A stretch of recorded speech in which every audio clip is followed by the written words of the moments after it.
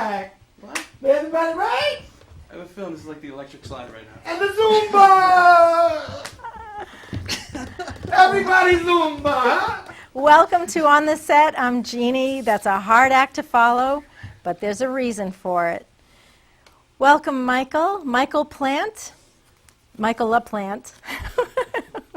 Sorry about that.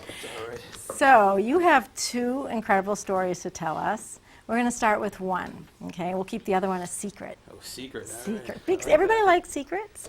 So, Michael, you were a contestant for the Extreme Makeover weight loss show. Yes, I weight was loss a finalist, yeah. finalist. So, let's just start with the big question everybody would want to know first.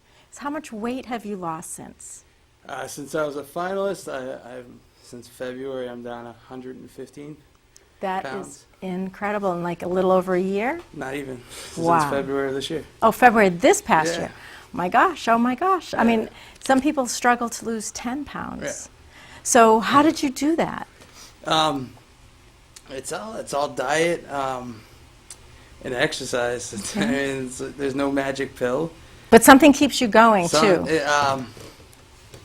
It was just time. I was getting older, and I really, I was healthy, so I wanted to stay healthy, and so to do that, I had to lose weight. So How did you find or decide to even try to be a contestant? it was kind of a sad story. I was at like a low point in life. I was a little depressed. And they had an open casting call for this new show, so I went and auditioned for it, and it went really well. And they flew me out to sunny California for a week to do the final process for the show. So Were you excited or scared? I was excited. I mean, I had nothing to lose. The way I went into it. I was getting a free vacation to California, so I had really nothing to lose at that point, just to go for it and just be myself, and that was the way I approached that whole week. But when you watch the shows, like The Biggest Loser or the Extreme Makeover show, they're working them really hard. Were you thinking at all about that? Yeah, I mean, I'm up, I'm up for any challenge, I guess you could say, so. It was I knew losing weight was gonna be hard work, and now that I've had like a kind of like a behind the scenes view on how these shows work, I find it's very misleading on the way they're represented. Well, because they're a reality show, but Yeah. as you're aware, I was on a reality show, and it wasn't reality. No, not at all. So- I mean, The Biggest Loser, their weeks are longer than 7 days, the other shows, I mean, it just, it's not I don't find them practical for like an everyday person. I mean, if all I had to do was work out for, 7 days a week, yeah, it'd be easy to lose weight, but like real life gets in the way. So I work full time and I have an active social life. So for what I've been doing to lose what I've lost, it's more. I find it's more realistic than if I could go to a ranch for a week for 6 Right. months. Of course, I could lose. Right. So unlimited this is weight. reality, really. Yeah. And you're doing all kinds of things, but to lose weight, and we'll talk about that in a minute. But what did you experience when you were there, and how you were treated, and what as a I'm going to tell you, if you have the opportunity to be a finalist for a reality show, I'd take it up. I mean, we stayed at the Four Seasons in Westlake, which was wicked nice. and you bonded with a lot of people there. Yeah, they let us interact with the other contestants. So it was 18 people that were all extremely overweight, and it was the first time in my life that I felt comfortable, because there's not a lot of overweight people. I don't hang out with You all had so much in common. Yeah, and then we all had the same story, and it was just comfortable. Like I didn't have to feel awkward around them because like they were me. It was like a family. It was unbelievable. It was Now, really there's good. some elevator story that you wanted to tell me about? You know, we had fun and like we laughed the entire time we were there, and so there was 18 of us, so we would put like 12 of us in the elevator, which is it was just pushing the limits for the elevator. Let me tell you.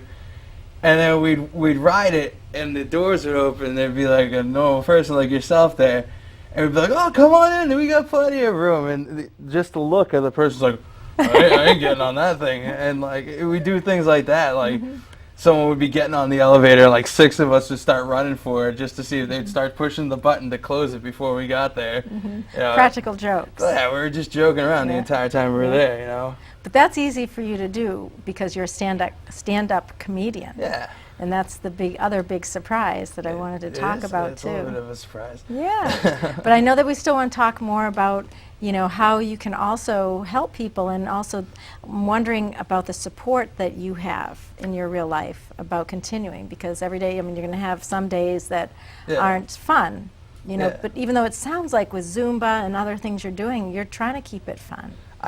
It's got to be fun, and like, I mean, treadmills are awesome, but they're not realistic. Right. Like I can go for hours on a treadmill, and I find the more you get out in life, I'd rather go hiking in the mountains, or I do the Freedom Trail in Boston. Like I try to just get out and just do more like entertaining activities than like looking at like the TV in front of me on like an elliptical machine for. Well, it sounds like your lifestyle has changed also. So just even though you were a finalist, a final contestant, it sounds like you still took it upon yourself to continue. So going there was valuable. That trip, honestly, I can say changed my life. I met my buddy John, he's from Kansas. He actually moved out to Massachusetts. Me and him. So you're roommates, right? My roommate, yeah. And so you're doing it together. We're doing it together. We're like, it's a little support system. He ended up moving out here because I wasn't moving to Kansas, because it's Kansas. Why would I do that? But yeah, it's a little natural, little competitiveness, a little support, and it keeps each other going. So it makes the tough days a little easier and things like that. It's a battle. Like losing weight is the easy part in comparison to like the mental aspects of and keeping it off. Yes, you can't just diet. You got to change your life. Like my life is completely different today than it was a year and a half ago. Well, as I said earlier when I saw you, you're glowing. You really are, and you can see that it's like you're smiling. You're living it. I take every day, and I have an expression. In life, you got to grip it and rip it, and that's how I live my life. There are days I'm down, and like a month ago, I was in a real funk, and just the mental anguish of losing your identity, because I've been overweight my whole life. So now starting to lose weight, and who am I going to be once I lose it? So that gets to you. What do you envision? Who do I envision when I? Yeah. I just want to get to a point. Like I don't have a number on where I want to be. I don't really I don't step on a scale. Like only when my trainer makes me. But I don't step on a scale. It's all like how my clothes feel and how am I feeling is more important to me than. So I don't have like a number I want to get to. I just want to be able to do whatever I want to do, and that's the most important thing to me. Is like if I want to jump out of an airplane, I want to be able to jump out of an airplane. Like I don't want to, but like if I wanted to, I want to be able to. I want my options to be my options, not someone else's. I don't think there's any stopping you from now on. I'm a beast. I think. I'm not gonna lie. You're a beast. I'm a beast. I also heard you're kind of creepy. I can be. You say that. I can But be we're going to creepy. get to that Yeah, after. sure. So I know this is a question maybe no one ever asked you, but what do you think your best feature will be? I don't know, I like my eyes. I was just going to say, you have really blue eyes. I do have really blue Yeah. eyes. When I was a kid, I had a nurse at the hospital that told me she wanted to steal my eyes as I was sleeping, Yeah. which creeped me out, actually. I'm like, why would you tell me that? I couldn't sleep, but, I don't know, I have, like, I've been told I have, like, a devilish smirk when I do something wrong. I give a little smirk, so that's why I've never been slapped, because, I'll give, like, a wise comment, but then I'll give a little smirk, and, Yeah, but everybody wants to kiss you, though. yeah. You told me that story. Old ladies, yeah. What about this drunk guy? You have a story about a drunk guy. Yeah, we were at the hotel, and we were all gonna go out to dinner. So we went down to the hotel restaurant, and a nice hotel restaurant, and this drunk guy came like stumbling out, and he sees all 18 of us, and a lot of girth there, and he started flipping out, like, oh my God, look at all these fat people, what the hell's going on? And we're like, really? Oh, like, this guy's pants are like falling down. He is completely intoxicated. And I'm like, are you really like making fun of me? I'm like, you're wearing sweatpants right now. I'm like, your pants are falling off. Like, how are you making fun of me right now? I'm like, I went to college. I'm like, did you graduate high school? I'm like, how is this even happening? He ended up getting arrested. Actually, they called the police on him. He was just belligerently like picking on the group of us. But it like normally that would affect if I was out by myself, like not me so much, but like an overweight person, they're defensive and they're there's a lot Absolutely. of emotional things. So Yeah. like it's rough on you get picked on, like you can either clam up or like I always like if you're giving it to me, I'll give it to you way worse than you can give it to me, and that's how I grew up. So it was. I thought it was funny. I'm like, this guy's really making fun of us right now. You seem to take everything, that you see and experience as a funny thing because you, as a stand-up comedian, you want to maybe use that material. Yeah. Right? Life is the funniest thing you can ever, you can watch it. I'm a people watcher. That's what I do. I go out and like I'll go to bars and I'll just sit by myself and I'll let the night come to me and I'll just watch people because like people are hilarious. Like Walmart at like 3 a.m. Like you meet some awesome people there. I go to the beach. I was in the beach last night. It's end of September or middle of September. Beach is done. There's no one out there except for the locals, and the locals are awesome. I like that. It's like the salt of the earth. Like these people are like need to be seen, and so I try to get out there and see them as much as possible. And So you went in a bar? I went in a then bar there? last night. And did some karaoke. Oh no! Wait a minute. I hear you have a stage name. I do. It's actually like become kind of my alter ego. Yeah. and- Oh no! That's just so nobody will know you're singing. You don't want anybody to know it's you. No, I don't. No, I just Adley Snowfox is my alter ego. Snow Fox. Yeah. I don't know exactly where it came from, but my buddy, he just goes, dude, your name's Adley Snowfox when you're getting up there, and I was like, okay, let's go for it. And I sang a little Too Close by Next, which is like one of my favorite drive-in songs. It's like, it's so dirty and filthy. It's all about getting an erection as you dance with a girl. That's what Okay. the song's about. It's funny. Yeah. And so I started singing this song, and the bar turned into like a giant like freak fest of just like trashy like chubby girls just giving lap dances all over the Oh place. my gosh. And I'm singing, I'm just like, I didn't even know what to do. Like my buddy's videotaping it, and like it was. Like I'm like, how is this even happening right now? Like All around you. and my buddy's like, nice going. I'm like, I couldn't have planned that if I wanted to. Like that just happened. I'm like, that's awesome. That's That life. is funny. That's that's how you go. What were you drinking? Ooh, I was drinking They have this stuff, Shipyard Pumpkinhead Ale. It's so good. The expression, once it hits your lips, it's so good. And they had it on draft.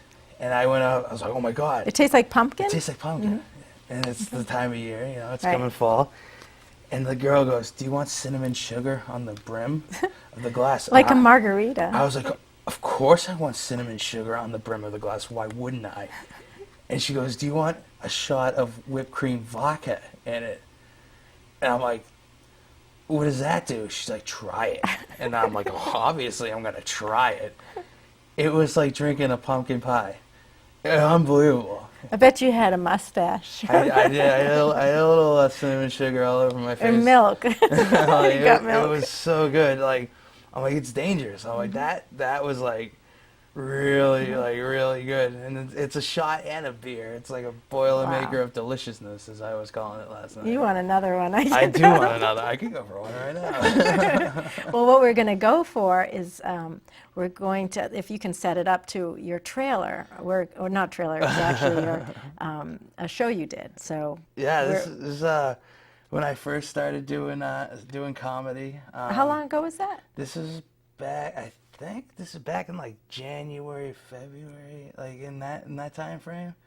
You this seem year? like you have done it for a lot longer than that. Yeah, I was told from the beginning like that my stage Wow. presence was really well. Like I did really well on stage. You do it. The timing is incredible. And yeah, Even though you're creepy, you am. say you are. I am creepy, but I No. can smell my own though, so I can find other creeps in the crowd. So we stick together. We're like Okay. a band of brothers. So. All right, we're ready to. Let me move this mic stand so you can see me. I'm just hoping this stage is big enough for my brand of physical comedy. I get real nervous when I get on stage. I was told it could add a couple 100 pounds to the way I look. No?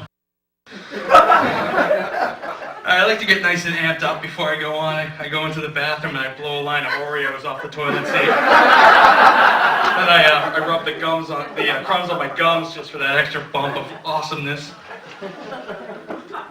Now, on a serious note, I haven't gained weight since I was like 16. I step on the scale, bam, shoots up to 300 pounds and stops every time, so I'm doing all right.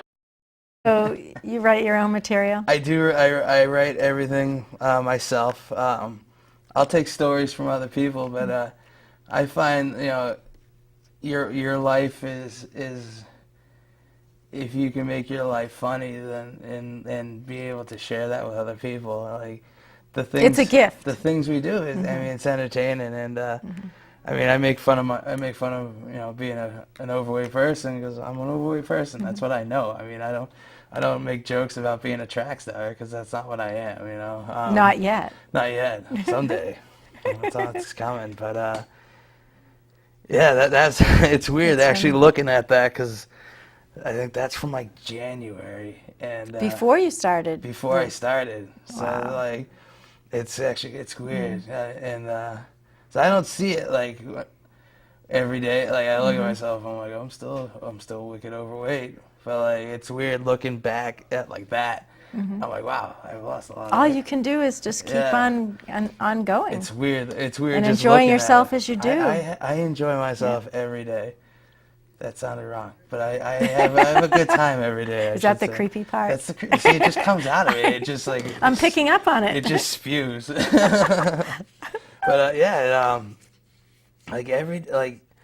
But especially this last month, like everything I've been doing, like I've just been having a blast. Like this last month has been unbelievable. Like, and I feel bad because I can't even describe what, like, if you weren't there. Like, I can't even describe to you what you missed. So Tell me what I missed. I can't. No, I you wish have I to. wish I Don't- could. Like, now you're teasing. You're teasing me. I'm totally teasing you. That's actually a way for me to get you to come That's out torture. with me. So, like, you have to be there. It's like So fun follows you. Fun- You're like a magnet. I'm a magnet of fun. And I've always been the party guy, and like I've always enjoyed doing that, like having fun, and like now it's a different type of fun. Like before. Why? Because you're getting mature. I'm getting mature.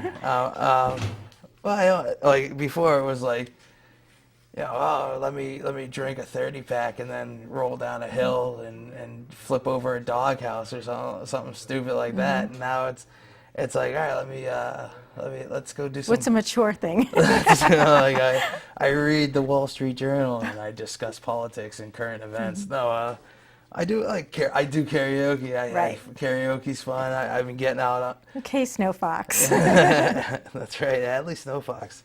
It's a way of life. I go out dancing now with my friends. Yep, and Zumba. I do Zumba every week. People make fun of that, but it's me and like 30 girls in yoga pants, and I'm in the back row. I have a shirt I wear. It says back row perv. And I wear that in the back of the class, and my instructor, she just loves it. She's like, "You're my back row perv." I'm like, "Yep, that's me." And everyone's like, "Why do you do it?" I'm like, "Why wouldn't I do it?" I'm like the male cheerleader, and like I'm comfortable with who I am, so and it makes me, it's a better way of exercising, and it keeps it interesting. And you have a day job, too, on top of everything. I do. I'm a security guard, which is depressing and sad. But you can take it to a different level too. I can. You can. I can. It provides me a lot of people watching because I get paid to watch people. That's there. right. And That's right. it just. You write your material. It gives me plenty of time to write material. When I'm not working and securing facilities, I should say. Yes, you hear that? On my breaks. Yeah, you hear that? On my breaks, I work hard on writing material, but on the job, I'm on the job. Okay, they heard you. Okay, I just want to cover that one. They got it. All right. No, Get me in trouble. Nobody's getting you in trouble. All right. So they'd be afraid that you'd use them in their skit. Right? You don't know what you're going to come up with. I get told that a lot. They're like, "You can't say that on stage." I'm like, "Oh, everything." Like normally, if it didn't happen to me, but I can use it, I'll say it happened to me. So if it's something embarrassing that like someone did, I'll say it happened to me. Because I don't care. I have no shame. But like, it's funny. Like I always joke about when I joke about working out. And we go to the big boy room, which is where all like the guys are. And my roommate's never lifted weights. He's gonna kill me for telling this. He never lifted weights in his life. So when he lifts weight, he lets out like a girly moan. But not you. No, I'm all like, I do loud yells, even if it's like 20 pounds. But like it makes me laugh every time he did it, and he stopped because I made fun of him for it. But it was really funny. You know what's funny? What? We have another clip. Another clip? Uh-oh. Yeah, I'm already laughing. The other day I was doing a charity event, and we forgot dessert, so they sent me to an orchard to buy pies. So I walk in, I grab a carriage, and I'm loading it up with pies. I have like 12 pies. And this lady looks at me and with disgust, she's like, "Ah." I'm like, "Really? You really think I'm going to eat 12 pies? 10 maybe. Like 12 is just kind of pushing me." So I decided to her a little. I walked by her. I was like, I hope this gets me through the Sex and the City marathon tonight, because I'm such a Samantha. You ever watching one of those commercials on TV for like a restaurant? And they have the steak on the sizzly plate. The sizzly plate that like bring it over to you, and they're like, don't burn yourself, it's hot, because I couldn't tell because of the noise it was making. And you're just like, "Oh my God, that looks so good." Oh, talk dirty. And then they bring this chocolate cake dessert up, and she sticks a fork in it, and a muddy shot of chocolateness comes out, and you're just like, oh my God. And the commercial ends, and you realize you got a semi go. So you turn on the Food Network, hoping that Rachel Ray's making some type of truffle. Finish yourself off. That happen to anyone else? I guess I'm by myself. You're so funny. You like that over the beer, the pumpkin beer. I take my food and drink very seriously. It's food's can turn you on. It's Yeah. And then nothing. Nothing to discuss like middle America, like old white females. Then there's fat people and homosexuality. Like say when you can combine the two of them, you know, it's just it's gold. And you made it sound so good. It's I true. think that That really happened. I was really at an orchard buying pies, and I really got this lady really gave me a look of disgust. It was. I'm like, real? Like that was my real reaction. I'm like, are you kidding me right now? Like, I'm not eating all these. Like, I don't even like pie. Come on. Oh my gosh, that is so funny.